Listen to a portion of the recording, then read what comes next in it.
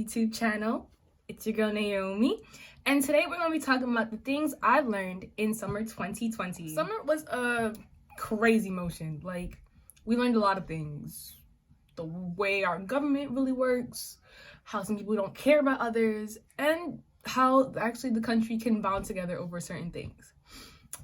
It was basically a staycation for everyone because, we had lockdown rules and stuff.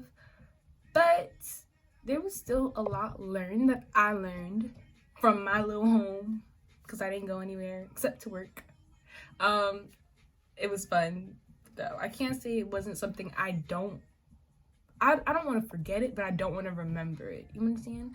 But here are some lessons that I definitely learned from summer 2020. First things first, God is real. And he's ever so present, and there's so many things that I have to unlearn about my religion as opposed to having a relationship with God. So I'm a Seventh-day Adventist, and I'm Haitian. So to me, in that sense, that's its own type of category. There's so many cultural things that have influenced the way I choose to worship God. I chose to worship God.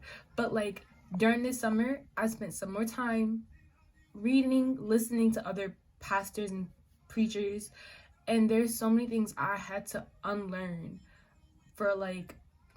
I now know for certain that my relationship with God is bigger than anything else, and in that it will teach you how to live, how to act, and how to serve him. Number 2, life doesn't go as planned. It never does. It's impossible to.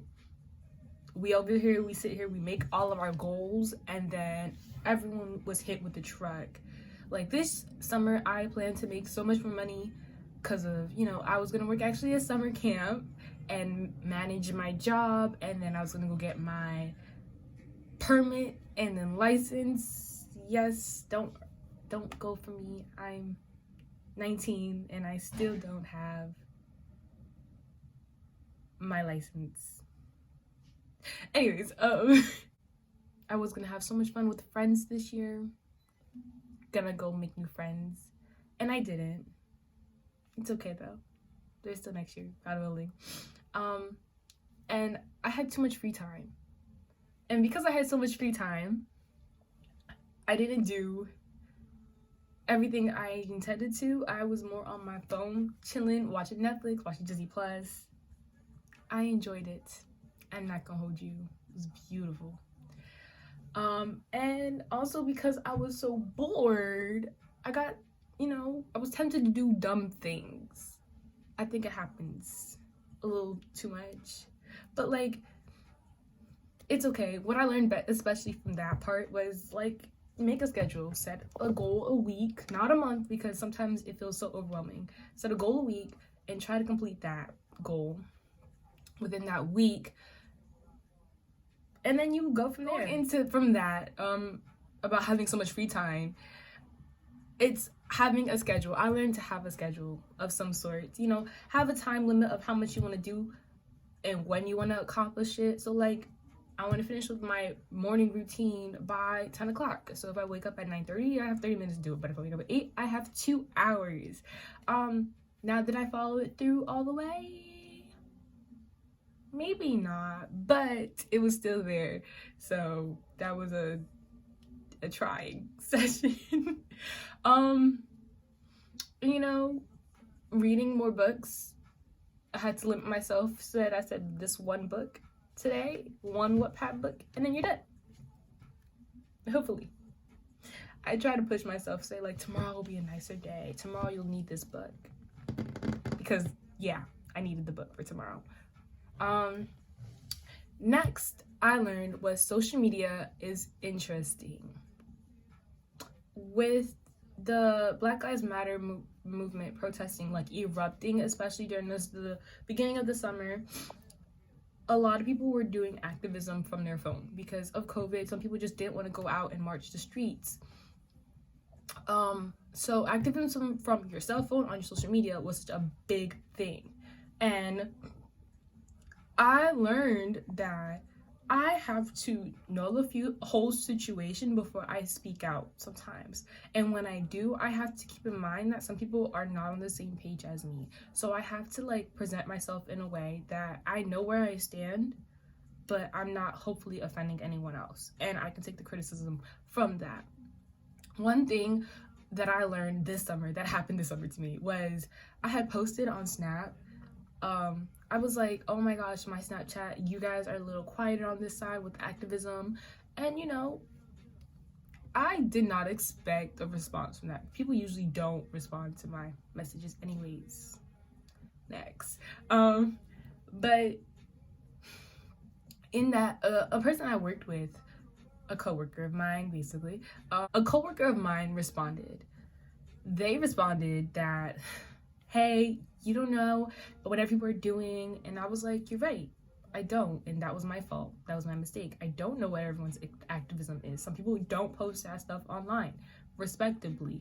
And that was my fault for assuming that you have to post to say you're doing something. You don't. But then they continued saying, oh, I don't want to post because colleges and internships will be looking at me. And I don't want them to see that on my page. What?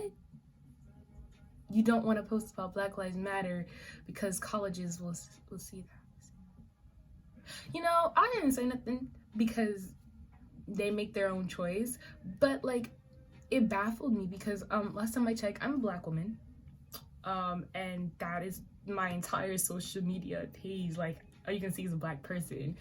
So now to know that they don't want to post because they want to be affiliated with saying that, granted, I don't know the entire situation of why, but from what I got from what that message they sent me really irked my nerve, because like, I can't bleach my skin, and it's that's the first thing they will always see about me, that I'm a Black woman. So I felt like that response was stupid, and I just chose not to respond to them. But you learn a lot.